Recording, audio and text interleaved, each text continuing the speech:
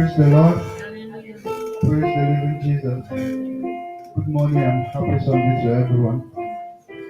We shall commence the service while we go to our Sunday school. We shall commence the Sunday school service by singing from our Sunday school pamphlets.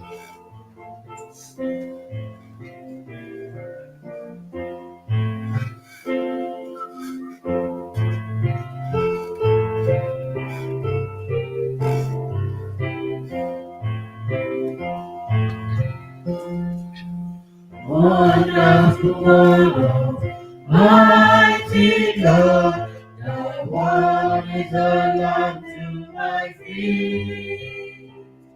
Thy word is a light to my way. Spirit of God, my teacher be. Throughout the Sunday school of today, teach me, Lord, I pray. Teach me, oh Lord, thy truth to know. Open my heart, oh Lord, I pray. Help me to walk the Sabbath. Teach me, I would be holy thine. Wonderful word, mighty God, thy word is a lamp to my feet. Thy word is a light to my way. Spirit of God, my teacher be. Throughout the Sunday school of today, teach me, Lord, I pray. Teach me, O Lord, thy will to know, to do thy will from day to day. More of your love to others show. Teach me, I would be holy thine. Wonderful word, mighty God, thy word is a lamp to my feet. Thy word is a light to my way. Spirit of God, my teacher be. Throughout the Sunday school of today, teach me, Lord, I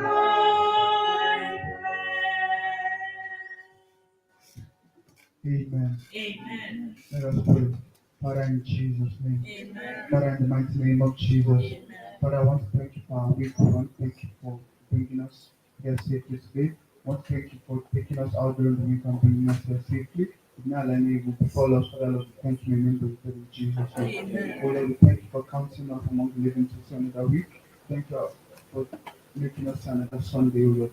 Many have gone, many are in the hospital, but we're here, oh Lord. We give all thanks to you in the name of the mighty name of Jesus. Amen. Oh Lord, we commit this service unto your hands, oh Lord. As we commence this service to the Sunday school, Father, take preeminence in the mighty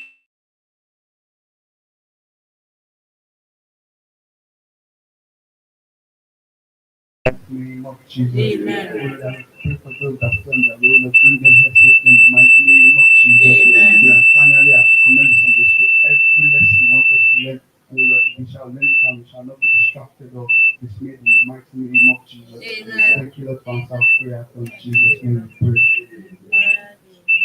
Let us be seated.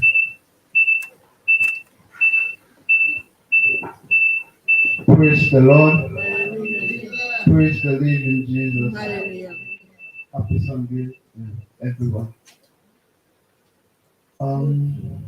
Who can remind us the topic we're covering that we started last week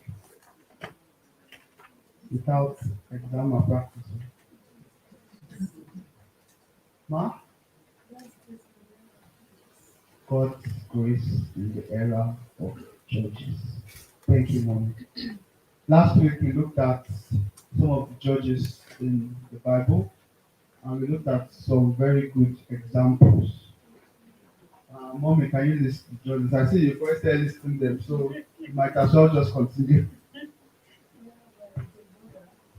ma'am. Yes, ma'am.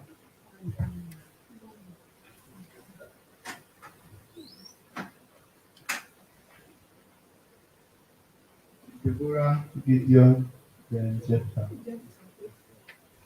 And then we also looked at Samuel in the B part. Those are good examples of judges.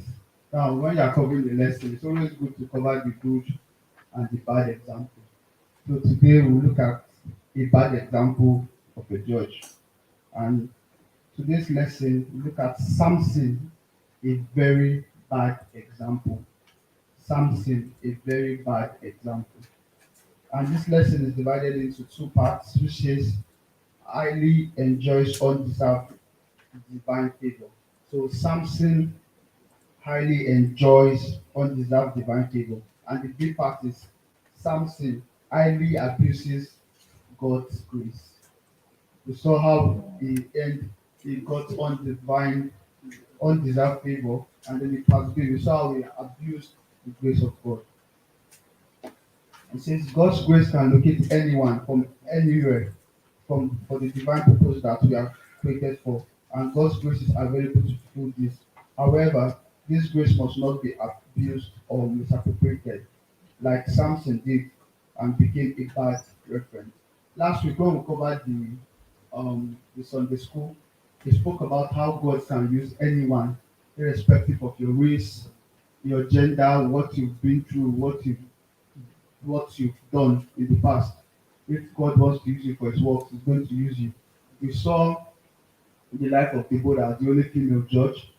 We saw the life of Gideon, and he was the youngest among his brethren, and the Lord still used him. And we saw Jephthah. So Jephthah was exiled from his family. He went up to the mountains to live alone of exile, but when the time came, God still brought him back to his people. We also saw Samuel. Samuel was young. How the Lord took the power of the praise from the house of Eli and his two sons, Hophni and Phinehas, and gave it to Samuel because Samuel stayed in the Lord and Samuel maintained his grace. Now we look at the life of Samson. And our scripture reading today will be taken from the book of Judges, chapter 13, chapter 14, chapter 15, and 16. Judges 13, 14, 15, and 16. Now we'll start with our part here. It says, highly enjoys undeserved and divine favor. So the woman bore a son and called his name Samson, and the child grew, and the Lord blessed him. Can somebody put the book of Judges, chapter 13, verses 3 to 5, or from 3 forward, from verses 1 forward. Judges, chapter 13, from verse 1, please. And the children of Israel did evil against in the sight of the Lord. And the Lord delivered them into the hand of the Philistines 40 years. And there was a certain man of Zorah, of the family of the Danites, whose name was Manoah, and his wife was barren, and bare not. And the angel of the Lord appeared unto the woman, and said unto her, Behold, now thou art barren, and bearest not, but thou shalt conceive and bear a son.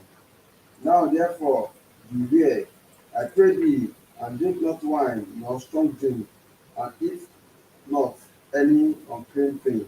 5.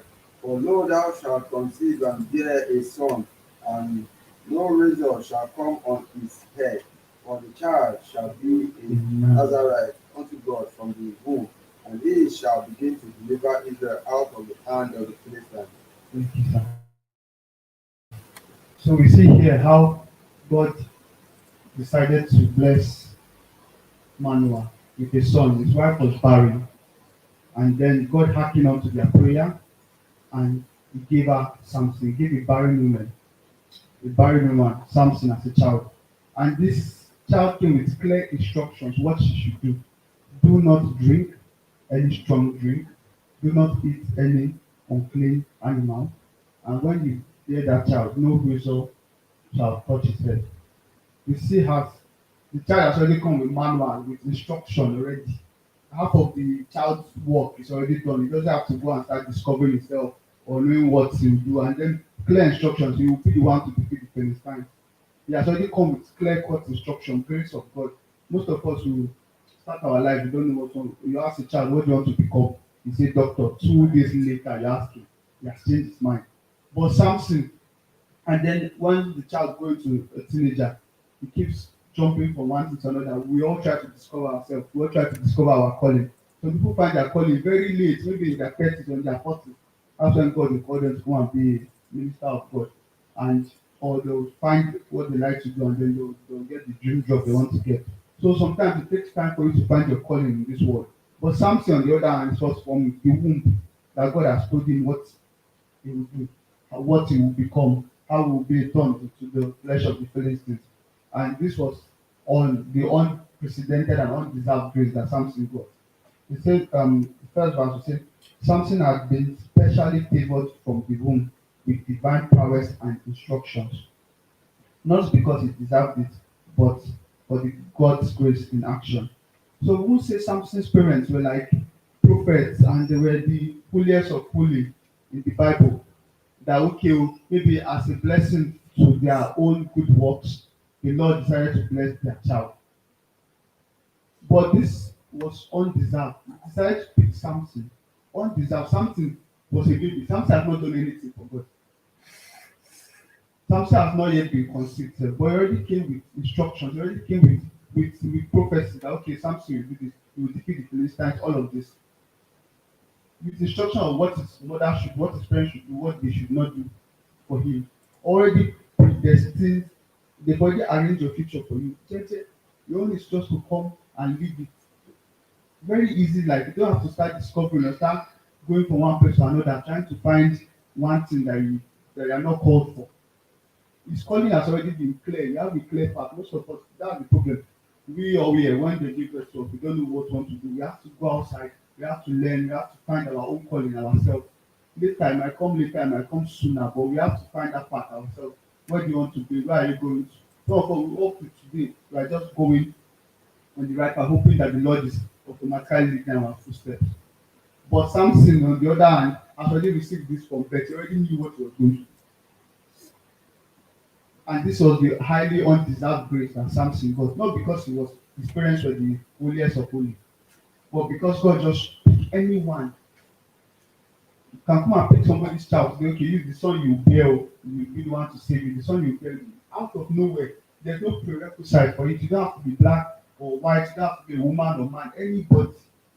And this is why we say God's grace can locate any one of us. May God's grace locate us in the mighty name of Jesus. He said God graciously brought Samuel to put a smile on the faces of the barren Manoah and his wife, and as an answer to the people's cry for deliverance from the Midianites. Would, would he actually would he accordingly appreciate this divine favor? Would he and his parents keep to his Nazarite oath? So you see, then like last week when we spoke, the Israelites were delivered from Egypt and they came out to settle and then they went back to serving their idols. They went back to serving idols. And as a result, God keep delivering them to their enemies. So here, during the time of Samson, the the Israelites, they were there, the Nazarites, sorry, they were there, they were in captive for 40 years with the Philistines. They were there in captive that like God has said, okay, I've delivered you from the Egyptians. You still come to continue your sinful ways, serving idols. Now I'm going to deliver you back to the Philistines. For 40 years they were with the Philistines until God came and then um, gave Manoah's wife Samson for Samson to come and deliver them. What a grace that God has given Samson. That oh, your people are suffering, your people are crying, oh, but your son will be the one to deliver them. Ah, you carry your shoulder up when you are going to church now. Do you know why? And do you know who my son is? My son has come to save all of us. He has come to deliver us. That day, you carry your shoulder back. You don't know that my son. You don't know who my son is. Playing from Redmi Note 9. So we saw this is the undeserved grace that God gave to Samson. Now the question is, did Samson fulfill it? What did he do with the grace? Look at number 3. It says Samson was privileged to have his life purpose clearly spelled out for him before birth. Had God chosen to do otherwise, would he have challenged him? What a rare opportunity that you have all your life clearly spelled out for you. At age 5, you finish primary school. At age 12, you finish secondary school. You enter university, this is the exact course you are meant to read. When you finish, this is the exact job you will get. When you finish, you work for the society, this is the age you retire. This is how many children you will get. If somebody gave you that manual when they give birth to you, everybody's life will be easier because you know at what stage what you are doing. Sometimes most of us will want to try and do things that are not going in accordance for God in our life. Try and error. You try this part, you say, when maybe you have been doing it for 5 years, you'll be like, I cannot continue, this is not my way. That is 5 years out of your time you use for try and error to check if it's the right thing for you. Then you go back again and start again. Some people go to university, finish their 4 years course degree. 2 years later, when they start working, they'll say, oh, this is not for me. They'll go back and go and do another one. And this is how human life is. We have to keep trying to find our path. Everybody has to find our path. But except Samson. Samson didn't have to find his path. You already have the path laid out, clearly laid out and spelled out for you. This is only grace. It's only God that knows your yesterday from tomorrow and your tomorrow from yesterday. It's the only one that can tell you what to do. Even if your parents tell you what to do, your parents cannot see the future. They don't know what's in the future. So if they tell you, okay, do this, do this, do this, sometimes they might be wrong. But God can never be wrong. And this was the divine grace he gave to Samson. Look at number 4. Say, what else did Samson need to succeed in life? When God has given you this manual, what else do you need to succeed? When you know that he has called you, he has given you a specific manual, he has told you what you do when you grow up. He has told your parents what to do that he will not make you fall. No razor shall touch his head. Told his parents, don't drink strong drink, don't eat unclean animals. It's fine, everything clearly spelled out in black and white. Don't think you really spoke that time, but it was clearly spelled out for them. Very clear instructions. And this was the grace that Samson had. He said, what else did he need to succeed? As he grew, Yahweh blessed him, and the Spirit of the Lord began to operate through him from a very tender age. None of us deserve such grace, not even Samson. You saw when Samson first, probably covered that in the second aspect. So when Samson first saw a wife, when he told his parents, we should let us go down there to go and meet them. On their way there, a lion came. He didn't even tell his parents. The lion came, he went to one side, he killed the lion. The Spirit of God came upon him. He killed the lion there. And he went back and joined his parents on the journey. Like, Samson, where were you? I just went to peace there. Samson went to kill lion and come back. He did not bring anybody. This was the gift that God had given Samson. Samson was so strong. We all knew Samson was very strong. And this was part of the gifts God gave Samson. Samson did not deserve it. It was just the grace of God. He said the events in the from chapter 14 to chapter 16, which shows the life of Samson, shows how God's grace manifested in Samson. Look at how God used the situation to warn him against ungodly penchant for foreign women. Look at how the Holy Spirit still helped him to defeat his enemy. Shouldn't he have learned from that? Did he not abuse the grace? So now we're looking at this, spoken about how God spelled out Samson's grace. Now going forward, Samson, stay away, because God kept telling him things that is meant to do and what is not meant to do. Samson, stay away from foreign women. Samson, it's the foreign women that I want. That was Samson's Achilles heel. That was his weakness. He was always lusting for his own self. God has given you a clear calling. This is your grace. This is your grace. God has given you a clear calling. What are you now living for? We see some people in some situations. God has called you to be a minister of God. So many churches we hear about in Nigeria. God has called you to be a minister of God. God has called you to do a purpose, or you found yourself in a place where you can propagate the ministry of God. But what do you use it for? Use it to start siphoning money from the church. Now you need to start investing money. Okay, God has given this spirit of healing, but before I heal you, everybody 10,000 before you see consultation, 10,000 to consult the pastor, and then when the pastor look at your own problem, you will now say, okay, your own miracle like this is 200,000. Your own this thing, your own is your leg that's not working. Somebody that God gave free gift of healing. We saw in the Bible how Jesus Christ went and said by your faith you are healed. That will heal numerous people. But some people in this era and day, if you give them of healing power, they'll start charging you. We saw Joseph with his interpretation of dream. But if it's in this day and age, the person will go and open shop. He will go and open shop and put Joseph the dream translator, consultancy 100,000. You bring your dream, I interpret it for you. You go, you pay something that God gave you for free. This is the grace of God. How do we use it? Do we misappropriate it? When you find yourself in a position, God has placed you there. You won't say God has you are the head of this department, or you are in the high role in your office, or in your church, you are among the elders, or one of these very important roles in the society. What do you now use it for? Do you use it for yourself? Do you now say, I've learned, I don't enter now? You have been working in the ministry all your life. Eventually, you've gotten to the level of palm sec or director. You now say, yes, my turn to preach. It's my turn to clear every money that I've been suffering for. How do you use the grace that God has given you? And this was what Samson did not use well. Samson kept following women, even after the Lord had told him not to do it. But this was where it went wrong, lusting after following women. Samson went to his parents. I have seen a woman who let us go down there and marry. His father and mother said, haven't you seen any woman among my own brethren that you can marry? Why do you have to go there? It's your enemies, a woman you are going after.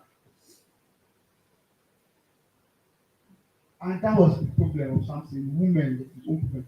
You have your grace. Lock all your shortcomings, all your weaknesses. Lock it. Pray to God spiritually. Samson had all this grace, but we say Samson was not spiritually connected with God. God kept helping him. You saw how Samson went with a jawbone. Samson went defeated 1,000 men with just one bone. He went there, cleared all of them because they took his wife and gave it to his companions. 1,000 Philistine men killed all of them. And this is not the work of God. God did not send him, but still God still helped him to defeat them.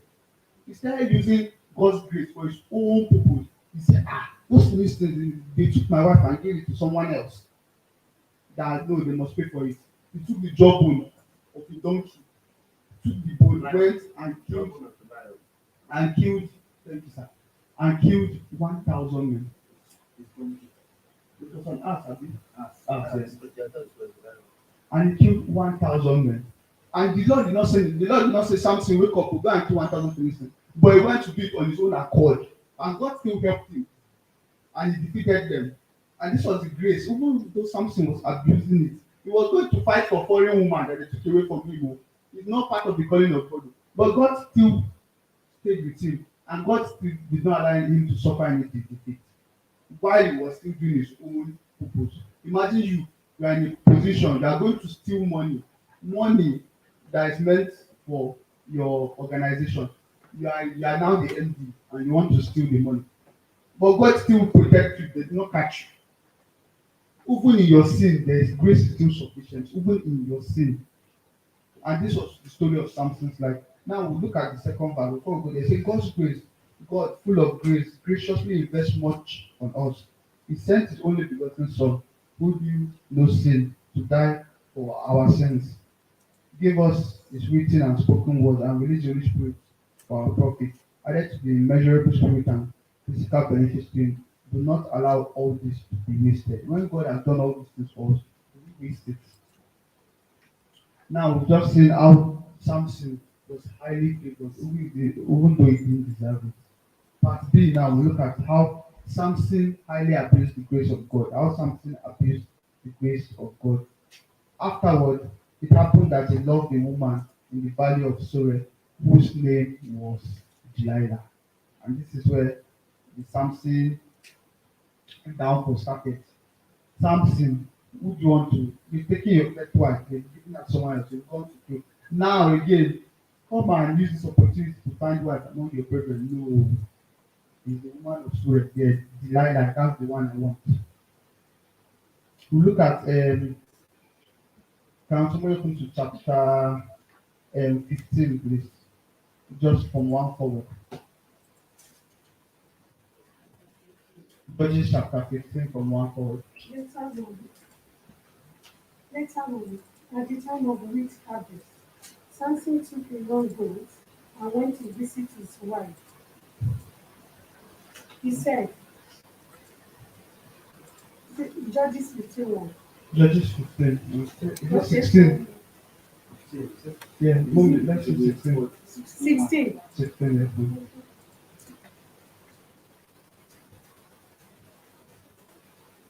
One day, Samson went to Gaza, where he saw a prostitute. He went in to spend the night with her. The people of Gaza were told, Samson is here. So they surrounded the place and lay in wait for him all night at the city gate. They made no move during the night, saying, at dawn, we'll kill him. Verse 3. But Samson lay there only until the middle of the night. Then he got up and took hold of the doors of the city gate, together with the two posts, and tore them loose, bar and all. He lifted them to his shoulders and carried them to the top of the hill that faces Hebron. Some time later, he fell in love with a woman in the valley of Sorek, whose name was Delilah. The rulers of the Philistines went to her and said, see, if you can lure him into showing you the secret of his great strength, and how we can overpower him, so we may tie him up and subdue him. Each one of us will give you 1,100 shekels So, of silver. thank you, mommy. We saw how Samson went and said to kill the Delilah he wanted. Delilah was a woman from the Philippines. He went to his enemies to find the wife. And now we saw them the verse. After he fell in love with Delilah, the enemies came and tried to use her. Go and entice Samson. This man loves you. Samson's downfall, where Samson's Achilles is was his lust for women. And now his enemies now know it. They've gone to meet Delilah that Samson has been too strong. We've laid trap for him. The other time waited for him in the city gate for him to in the morning we attack him. Only for Samson to wake up in the midnight and remove the city gate, remove the whole king post, he took it up to the mountain, remove the entire gate and drag it up to the mountain. All their devices to hurt Samuel didn't work. Alas, the opportunity came through Delilah, Samson's lust for foreign women. And they came to meet Delilah. Encourage your husband. Tell us, let him tell you the source of his strength, and we'll give you 1,100 pieces of silver. And you will see how the story built up. How I don't know if Samson did not learn. It kind of baffles me. Maybe we'll discuss this in the character session. Kind of baffles me how she did it the first time. He told her a joke. She did it 3 times. Yes. In this their age, what do you call such a man? A woman asks you what is your power. You told that first one, it failed. She came again. Why are you lying to me now? Tell me the truth. And she was trying to kill you and you kept telling her. Hey God. Let's just continue with our so the scripture. The first Roman figure 1 says, with all this special and undeserved divine endowment and opportunity, one would have expected that Samson would humbly obey the gracious God, but he fumbled. God has given you all this grace. God has given you your outline, your plan for you. What else do you need? You go and pray every day. Oh, God, what do you want me to do today? God is giving me this grace. So I don't have to struggle for money. I don't have to struggle for anything. My own purpose is just to come and serve you because you've given me what I'm meant to do. Samson every day was meant to wake up and say, God, what should I do for you today? God will say, okay, go and conquer this place or go and do this thing for this people. But no, that one did not concern Samson at all. Oh. It was how he will use his own powers for his own lust over women. He want to use his strength to be impressing women. When he went to meet his special, that's what he used to be flexing his muscles and to impress women, foreign women. That was where Samson left. He started using God's grace for his own benefit. Somebody called you, he give you the resources for your ministry, and then start using it for your own purpose. You say, okay, you come here, you keep your own wahala. I'll use these powers for my own calling. And this was where Samson went from. Look at in Roman figures. You see first, we saw the fights in the book where he went to destroy 1,000 men. Shows that even though he was busy defending his own selfish interest, that fight God did not send him to go there. God didn't send him to go and fight 1,000 Philistines and kill them. But that was Samson's own war. But God still stayed with him and God still made him successful, even while pursuing his own personal interest. This is how God is faithful, and this is how the grace of God. This is the grace of God we will begin to pray for. Even though we might not want to be in sin, or we may not want to be in sin, but the grace of God that, despite our shortcomings as humans, let God's grace not depart from us. The same way God's grace didn't depart from Samson, even when he was pursuing his own foreign women and interest. But from the book of Judges, from 13 to 16, you can also see that Samson had all this grace, but Samson was never really spiritually connected with God. Yes. He was just doing his own thing. His own thing. God kept, because God has chosen this guy, God has called him, but God was still faithful to the promises he made. But Samson was just doing his own. On his own, he would go and fight, but God was still faithful. The grace of God still abound over him. May the Lord help us in the mighty name of Jesus. He says, and while he was defending his selfish interest, not fighting the good fight of faith, he said, though God uses them to accomplish his plan, in the end, you can't fight God's battle on your own terms. You carry fight of God, you say, no, in my own accord, like God, you didn't ask God what God wanted him to do. He just went and was doing it on his own. You will just be walking around, you will just go. God did not tell you to do this thing, you will do it because he has the power, have the strength, and Samson, and the powerful and mighty Samson. And this was what was annoying the Philistines. He kept annoying them. That, who's this guy? Who's this guy? How do we trap this guy? And finally, he gave them a way. He went to carry one of their daughters, Delilah.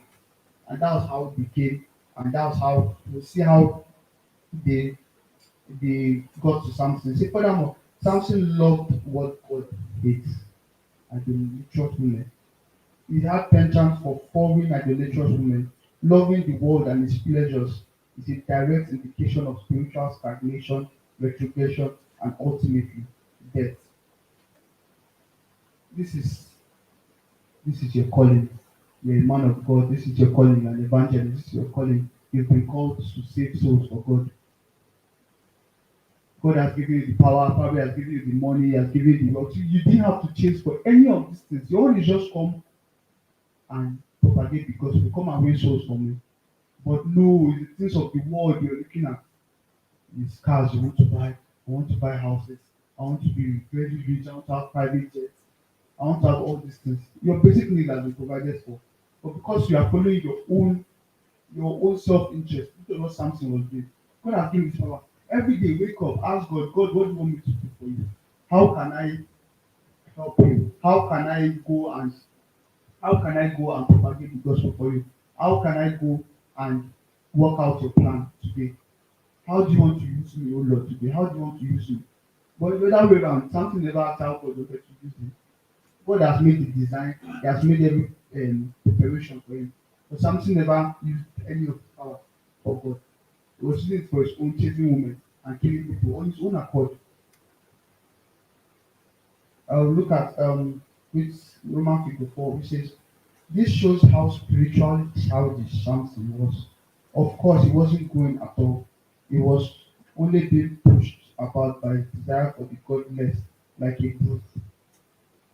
Samson misused God's grace for self-aggrandizement. No one does that and goes scot-free. Now, this is where Samson didn't go scot-free. So, first of all, Delilah and our Philistines, he said, okay, tell us the source. Go and meet your husband, entice him and tell us the source of his power. She went and met Samson.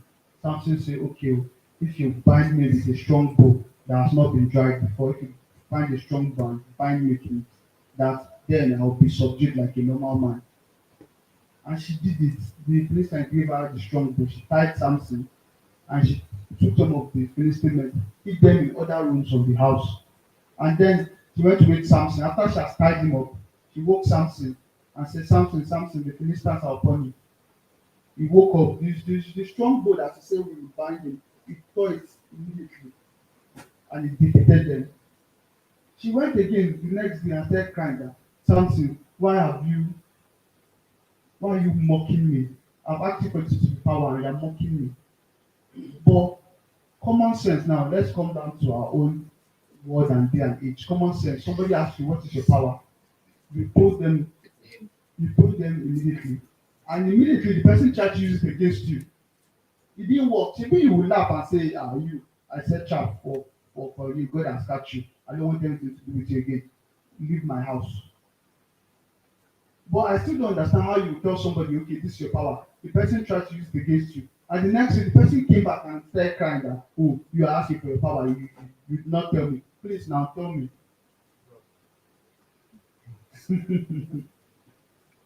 And then he told her again that, okay, if you can find strong cord, strong rope that they've never used before, 7 of them, use it and bind me, that I'll be powerless.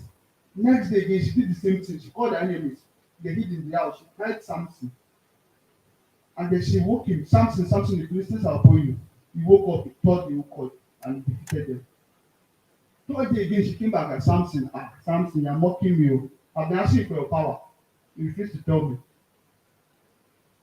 Third day again, told her, weave my head to this string, weave my head, and put it against the string that I'll be as a normal man. She did it again, third day, still, same thing happened. He stood up, he defeated them, and nothing happened to them. Finally, she kept doing and she kept going and she kept going until one day, ah, if somebody is asking you for the source of the power, won't you put them away? It's not like common sense. That if somebody is saying, okay, tell me your weakness, tell me your weakness, tell me your weakness, the person has tried 3 times to use it against you. But Samson, not being spiritually aligned with God, not knowing what God purpose for him in his life, he finally told her that, oh, for my bed, they told my mother that no reason to touch my head, oh, that that's the source of my strength. Somebody that has been trying to capture you. And this was what Samson did. He told her, lo and behold, she got paid someone came, shaved Samson's head. And the Philistines came and he was subdued. And they took him and they removed his eyes and took him to prison. They removed his eyes and took him to prison. Somebody has been asking you, what is your weakness? What is your weakness? This woman that you say you love, she's not your friend, she's not your wife, she's your enemy. You want to marry a idolatrous prostitute. I don't know if it's blinded like that it is. No. I don't know if No, no, it's it's blinded. He said, he said God's goodness tendency eventually finished him. He was powerful against the mighty Philistines, but weak against the Lord. Hence, his tragic end. So now we saw how Samson end came about. The Philistines were there, they were celebrating how we finally captured the mighty Samson. They said, "Come bring him out from jail. Come and climb this college. Let's use him as sport. Let us use him as entertainment."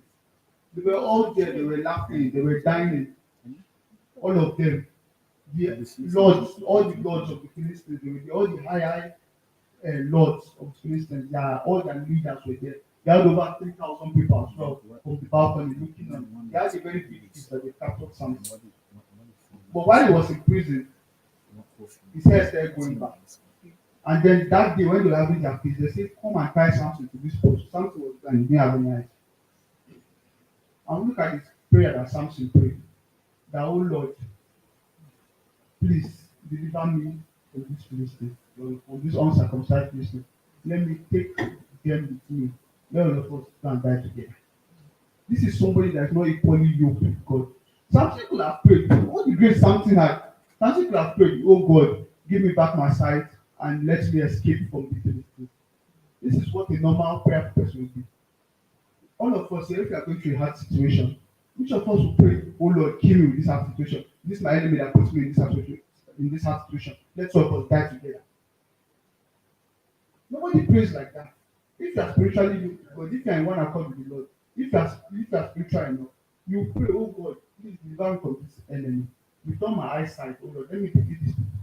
For something that was low and weak, somebody that did not won was not spiritually yoked with God for when he was strong. Is it now that is weak that will now remember that God is on his side? See that day, we call him that they tied Samson with were the structural columns of the building. The pillar that was holding 2 pillars that were holding the building. That's where they tied Samson. And Samson prayed that, "Oh God, destroy me with this let my death start with this uncircumcised Philistine." He used his last strength with his head going back. He used his last strength, brought down the columns, the whole building fell off, everybody died. The people that died together with Samson were more than people he killed while he was alive. His death took more Philistines than when he was alive. And this was when God told his mother when they were giving birth. The Samsons will come and deliver your people from the Philistines. That was not Samson's destiny. That was not where he was meant to end up. He was meant to actually properly save them. But look at him now, dying together with them. Yes, he killed more than 3,000 of them that day. But was that his destiny? And this is how, when you misappropriate God's grace in your life, you will end up going on a direction that you're not even meant to go to. Samson died with his enemies without even fully accomplishing what God has called him for. All in the name of you are following things of the world. God has called you for this purpose, but you say no, it's your own purpose you want. You're following things of the world. And look at how Samson perished with his enemies. And this is how the lesson, when you misappropriate the grace of God, when you use the grace of God for your own selfish benefit, you will not get to where He wants you to get to. At the end of the day, we saw with the story of Joseph, how Joseph, through Potiphar's wife for prison, he remained faithful. We saw Moses, how Moses never got to the promised land because of we see Moses here. He doubts God here. He had anger issues here. They say he should tap the rock. He struck the rock. And this is sometimes when you have grace of God and you keep misappropriating it, your end goal you will not reach there. Maybe this is where Samson is meant to reach. Deliver them totally from the Philistines, save all of them. But at the end of the day, you have to die with them. You die with your enemies. The Lord is meant to prepare a table for you before your enemies. He's meant to uplift you, let your enemies see that he has uplifted you. Not the Lord will not say you and your enemies will die together. What's not the purpose of them dying if you will die? And this was where Samson fell off. He says, God's grace, the grace of God should be channeled towards God's cause. Anyone who receives God's grace and misuses it will pay for it heavily, except he quickly makes amends. If God gives you grace and you misuse it, you pay for it, whether you like it or not.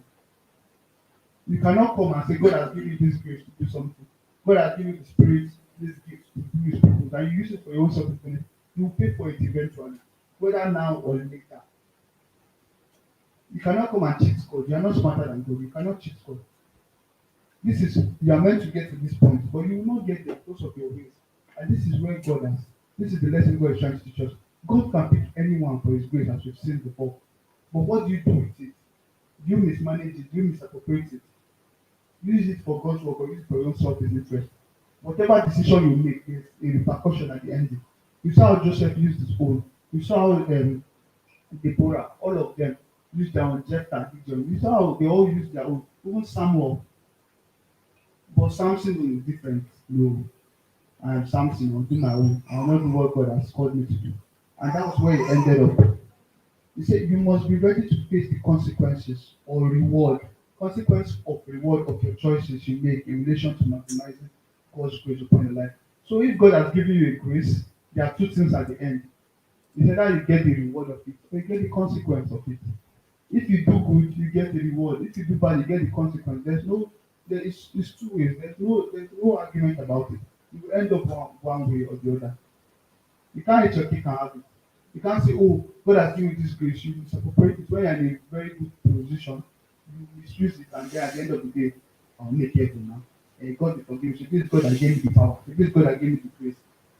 Whatever I do in this life, it doesn't count because God has favored me. So at the end of the day, I'll still make it. It doesn't work that way. I will see the life of Samson. May the Lord help us not to misappropriate His grace in the mighty name of Jesus. Amen. So now we come to the end of this lesson, which is this end of the lesson. We looked at the bad judge, which was Samson, and we looked at the good judges, which was Samuel, Deborah, Jephthah, and Gideon. It says down for our lesson derived. It said the gracious God is always willing to show humans His grace, even when they have done nothing to deserve it. Nothing did Samson do.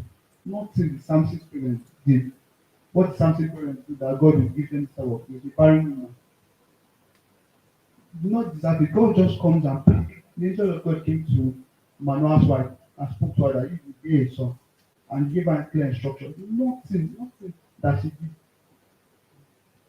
just grace of God come and pick you from anywhere, anytime, wherever you are. When they came for Gideon, it was the palm leaves that Gideon was sorting out. It was the youngest in his tribe. It was the palm leaf was sorting out in the field when the angel of God came to pick him. Jephthah was in isolation. Only him.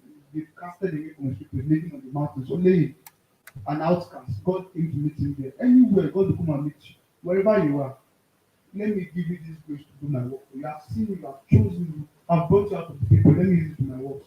Now that he has done this, what do you now do with the grace? They are finally arrived. All of you have shown you. That's what you are using your own grace for. Grace that you are meant to go and be winning souls left, right, center for the Lord. You now use that grace and say, no, yeah, I must make money with this thing. Following things of the world. And that was what ended Samson. May the Lord save us from worldly distractions in the mighty name of Jesus. The second lesson there is don't abuse God's grace by using it for your selfish reason. Because that immediately shows you are a babe, shows you a child. When God gives you grace and you're using it for your own selfish interest, like I've called you to do this thing. You don't have to struggle with the rest of the world to find job or find provide for your family or doing your business. Leave those ones. This is what I've called you to do. Come and do it. But no, women, Samson, women. Some people have their own. It's not even women. Idolaters, prostituting women. That's what Samson like. No, he didn't even go and find this the godly woman among his own parents, the woman that fear God, that serve God. No, I must go to my enemies. The enemies that God has called me to come and conquer. I will go there and find the wife from them. All of them they are serving Baal and Ashtoreth. Idolatrous people. That's what I want wife for. And this was the tragic end of Samson.